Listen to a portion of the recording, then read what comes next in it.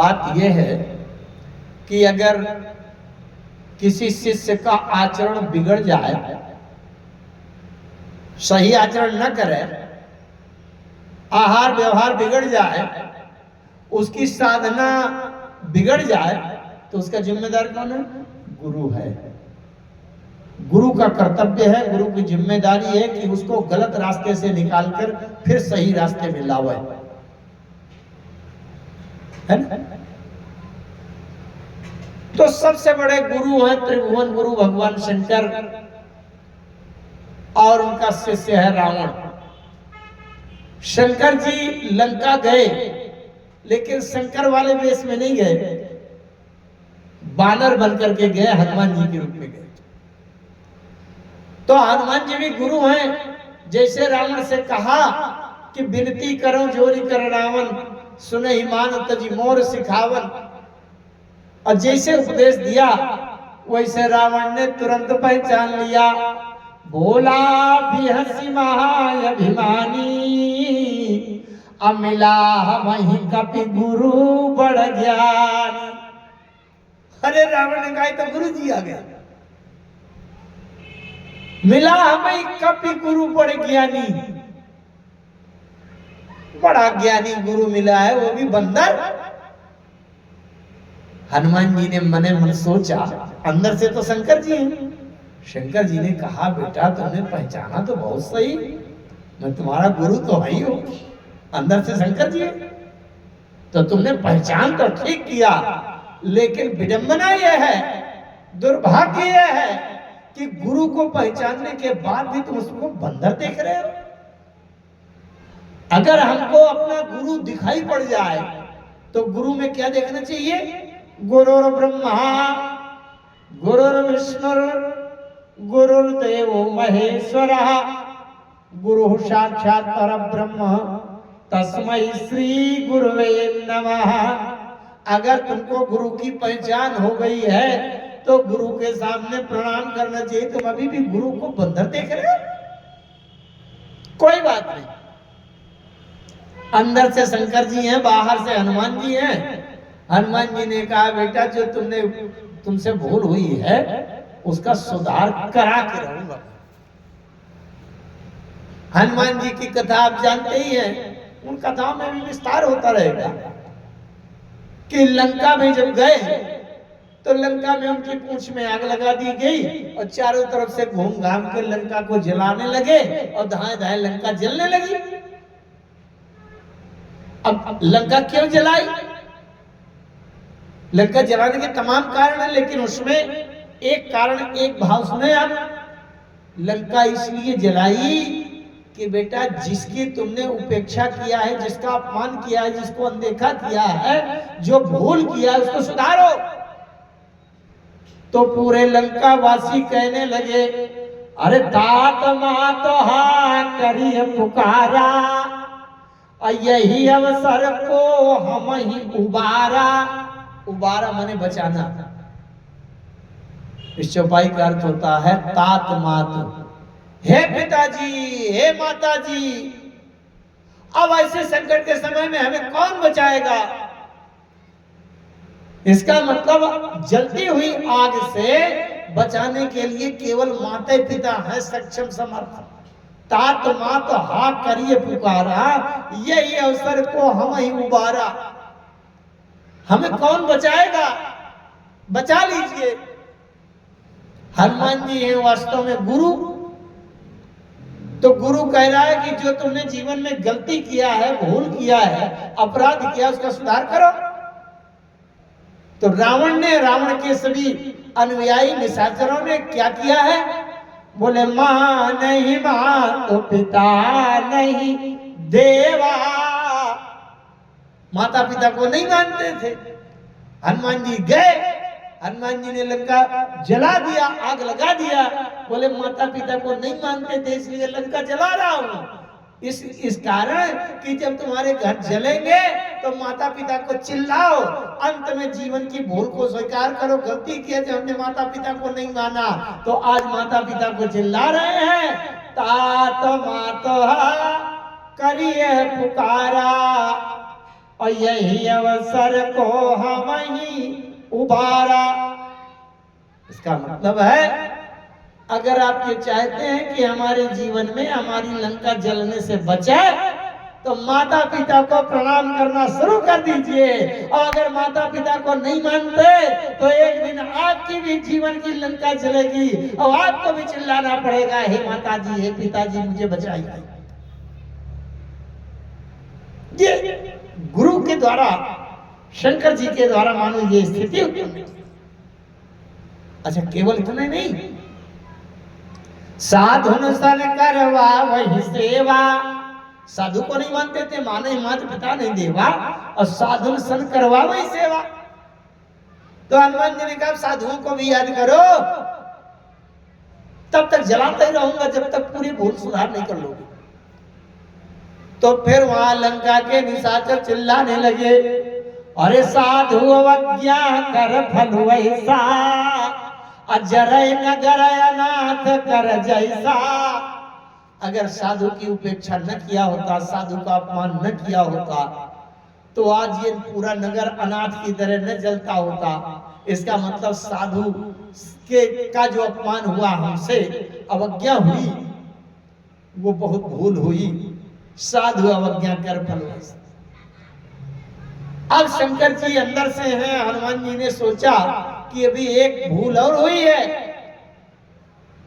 मां नहीं मातु पिता नहीं देवा, देवताओं को नहीं मानते थे, तब देवताओं की याद करो।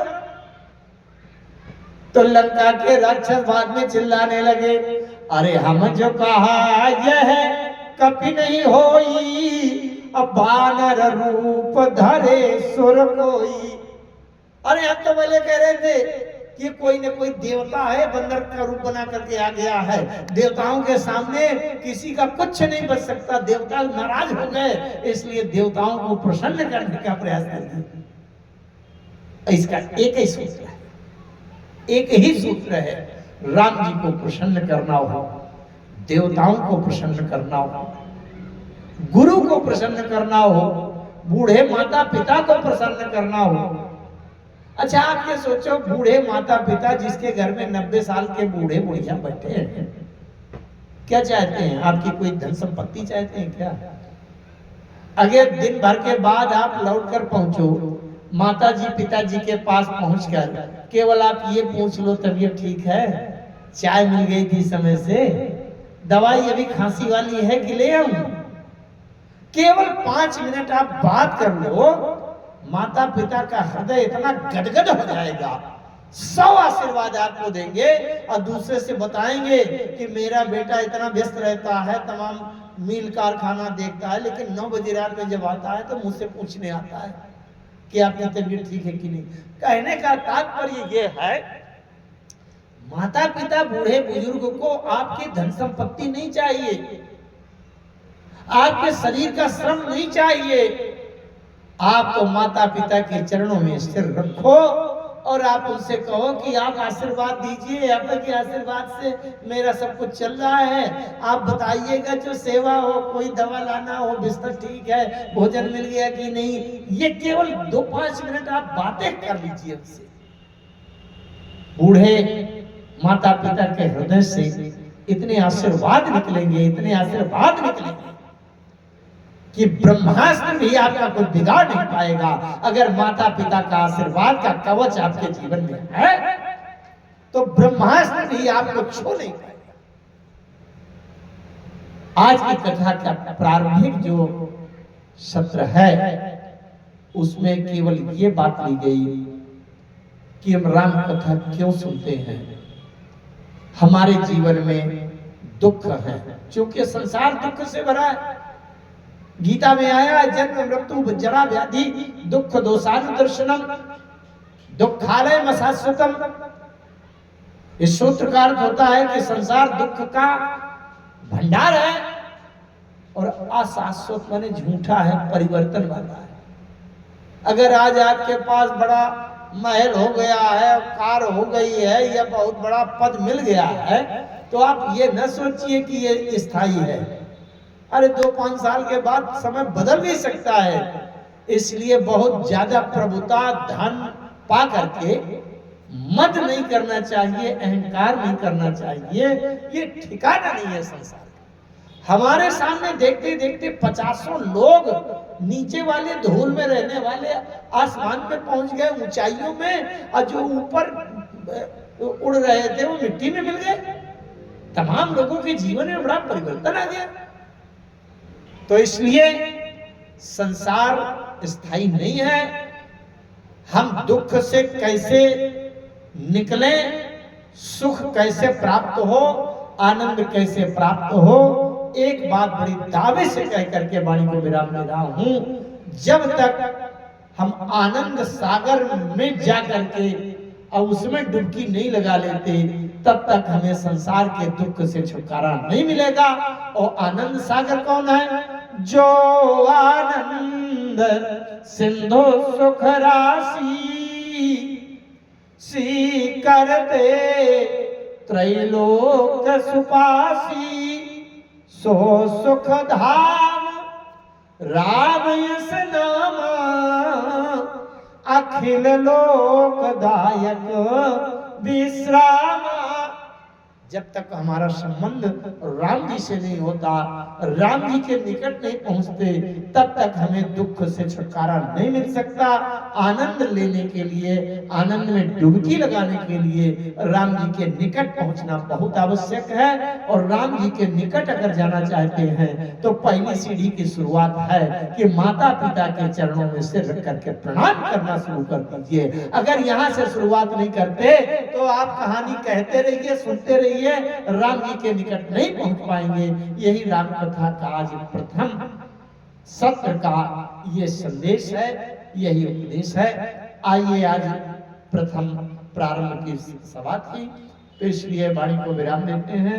रात्रि सभा में फिर से अभी आरती होगी, इसके बाद 2 बार भगवान की शरणागति का सब लोग समर्पण करें मेरे साथ और वाणी को विराम। हरि शरणम हरि शरणम हरि शरणम हरि शरणम हरि।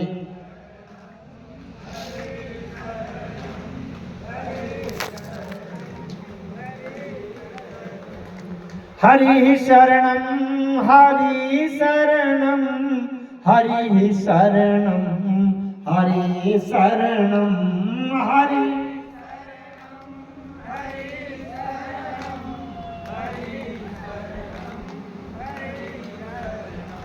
हरि शरणम हरि शरणम हरि शरणम हरि शरणम हरि।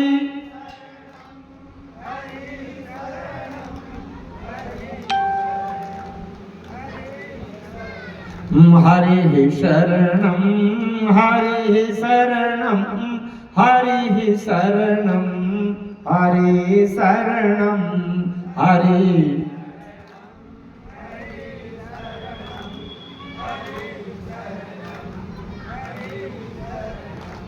हरि शरणम हरि शरणम हरि शरणम हरि शरणम हरि।